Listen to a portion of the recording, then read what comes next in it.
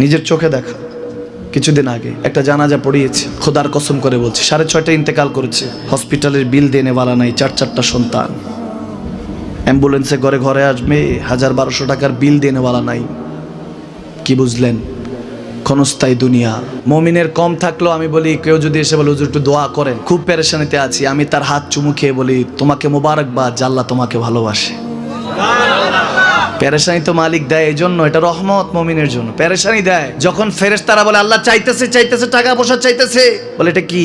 বলে ফাসেক, দে বিদায় কর, বিদায় কর। তার চাওয়া চেয়ে বিরক্ত লাগে, বিদায় কর, কি লাগে দে। আল্লাহ 10 কোটি দিয়েছে, 100 কোটি দে, বিদায় কর। মুমিন যখন চাইতে থাকে আল্লাহ আমাকে কিছু লাগবে, যখন একটু করে চায় আমার মাটাকে সুস্থ করে দাও, বাবাটাকে আল্লাহ আমার স্ত্রীকে, আমার আমাকে একটু তৌফিক দাও, চাইতে থাকে মুমিন। আল্লাহ বলে যখন ফেরেশতারা দেখে মুমিন চাচ্ছে, দেরি করতে পারে না, তাড়াতাড়ি খাজানা নিয়ে দিতে নেবে, আল্লাহ বলে রাখোস না, এত তাড়াহুড়া কিসের? তার চাওয়ার মধ্যে তো প্রেম আছে, একটু চাইতে দেস না।